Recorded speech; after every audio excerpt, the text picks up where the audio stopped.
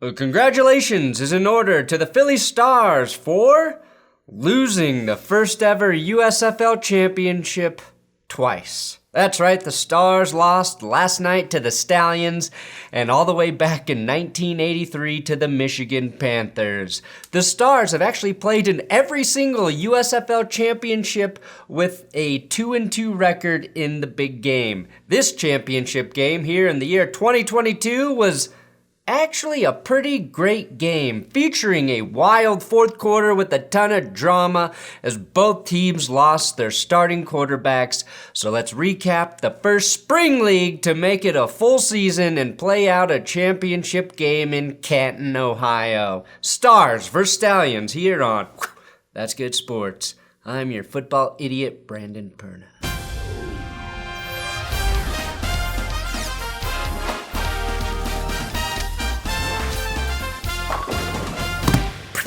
Subscribe because it's America's birthday, the day Jesus Christ discovered this country and invented freedom.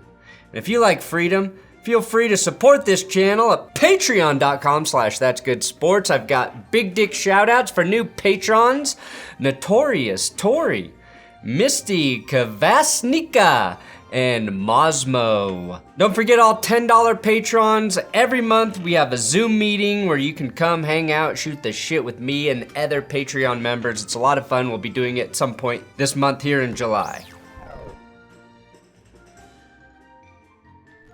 All right, this game started with a diamond caught by Bobby Holly Holy Dreamer, Neil Diamond, followed by a missed touchdown opportunity with an overthrow from Stallions quarterback J'Marr Smith. Now, Birmingham got on the board first with a field goal. The Stars answered with this. Let's go Rex Bacon, which is a tribute to Rex Ryan and his favorite protein. That play got things Chris rolling down the sideline as my wordplay reached a new low. And the Stars in a copycat league settle for a field goal. And like we witnessed last week in the playoff games, the kick return game was a factor, and Victor Bolden nearly broke free to go the distance. That set up the first touchdown of the game, a 36-yard gashing of the Stars' defense by Bo Scarborough Fair. Parsley, sage, rosemary, and 6 points for the running back. Boom! The Stars answer quickly as QB and folk hero Case Cookus got a twinkle in his eye, gets exactly 25 yards from receiver Jordan Sewell on back-to-back strikes. This touchdown pass to Sewell is a dime, probably the best throw of the entire game by Cookus. That's an NFL-level tug for Captain Cookus. Now remember, field goals and PATs are not a given in the USFL, and the Stars could not tie the game after hitting a doink so hard it sent Jack Collinsworth back into his father's testicles. Dog hits the upright. Not even sure if he was calling this game, but whatever, that's funny. Another thing not given in the USFL, consistent coverage by the secondary. J'Marr Smith air delivers this package to Marlon Williams, a 41-yard touchdown, the only catch of the game for Williams. That's exactly 50 air yards on the throw, and the Stallions started to pull out. Absolute seed. Pull away. The Stallions' leading tackler in the game, DeMarcus Gates, gets to Cookus for a sack, one of 4 sacks on the evening for the Birmingham defense, while the Stars just managed 1 sack all game. Right before halftime, Bo Scarborough churned out the longest rush of the game, a 70-yarder down the left sideline. Bo finished with an impressive 135 rushing yards, and had Scarborough laid off some of the fair food, maybe he wouldn't have run out of gas and actually scored a touchdown here. That's the most tired I've ever seen a rusher get mid-rush. And I once watched Eddie Lacy stop for a hot dog and a large soda mid-play. Another field goal gave Birmingham a 14-point lead at the half. And since the game was held at the Pro Football Hall of Fame in Canton, Ohio, the halftime show was just the first 20 minutes of Brett Favre's famous 36-minute Hall of Fame speech. And to start the third quarter, Cookus had the Stars offense rolling. Oh God, kill me, just kill me. You know what they say though, no risk it, no limp biscuit. Credit running back Dexter Williams for nearly taking this screen past the distance. That 34-yard rip would help cement Williams as the leading receiver for the Stars. Yes, even ahead of multi-touchdown catcher Jordan Sewell, who reeled in his second of the game after Case Cookus extended this play so long that even Patrick Mahomes started to get nervous.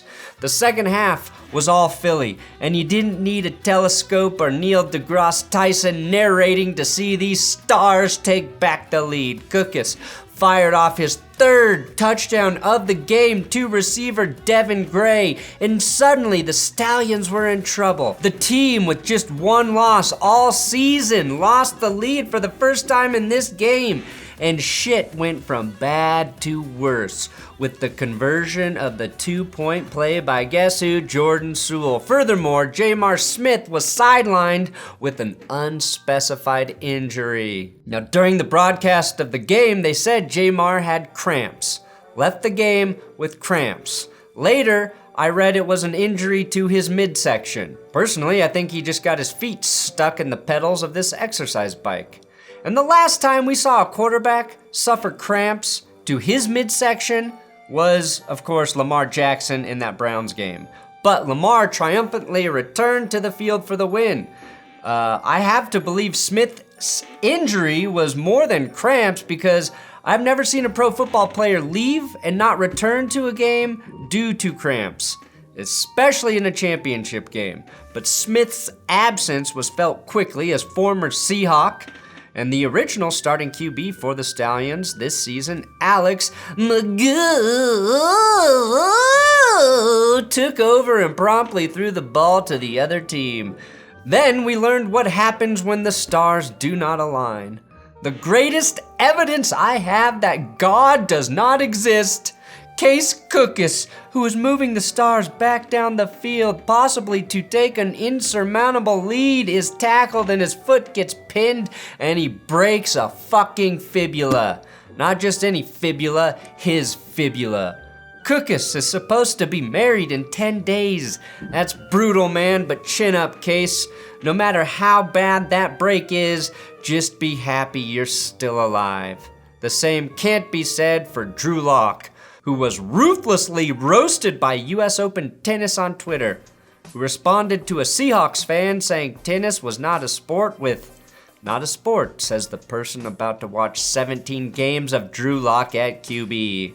I have more faith Case can bounce back from his injury than what happened to Drew Lock.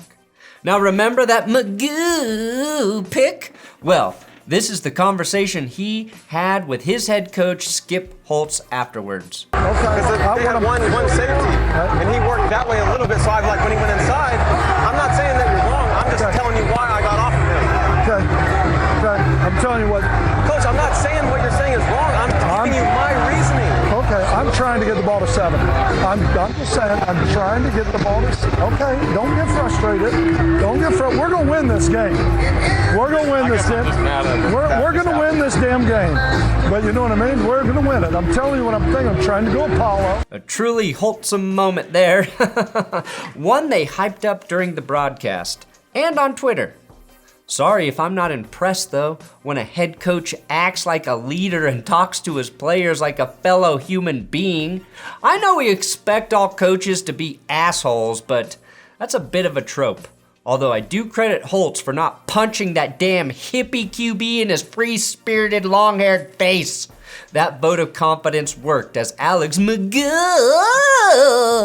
found Victor Bolden in the corner of the end zone to give Birmingham back the lead. However, the Stallions kicker missed his second PAT, so the game was not out of reach for Philly. Trailing by just 3, Cookus' backup KJ Costello enters the game and immediately tosses a pick 6 to Shark Dog, aka Scooby Wright, aka the one guy who doesn't need a damn nickname. Costello forgot the first rule of passing against the Stallions.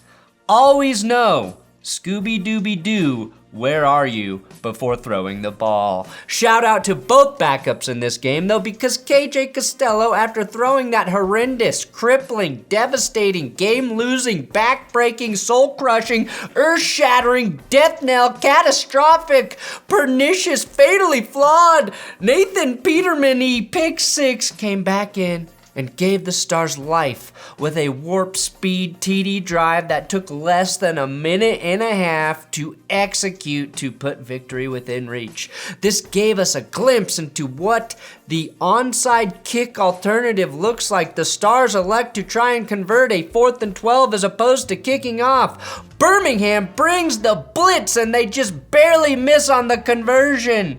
Once Tom Brady is out of the NFL, I will not mind seeing this as an option in the league. Trailing by just 3, the Stars defense clinched after that failed conversion, and Birmingham was forced to a 3-and-out. A lucky break for the Stars, no offense, Cookus, came when former NFL punter Colby Wadman of Wadmania fame watched as the Stallions let his beautiful punt bounce into the end zone for a touchback. KJ Costello, with less than a minute left and no timeouts to work with, goes for the home run ball and throws a pick. The Stallions hold on and become the first ever USFL champions for the second time in USFL history. We got a taste of what a Nick Foles versus Nick Foles backup v backup championship game would look like, and it honestly made for a wildly entertaining fourth quarter that ended when a not-so-cool Skip Holtz tried to murder his players for giving him another Gatorade bath.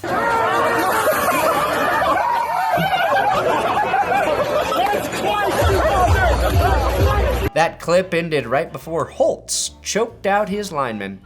Unlike with most phallic objects, the USFL Championship trophy was much, much smaller in real life. Why is that trophy so tiny? Boom! Thanks for watching the USFL Championship recap.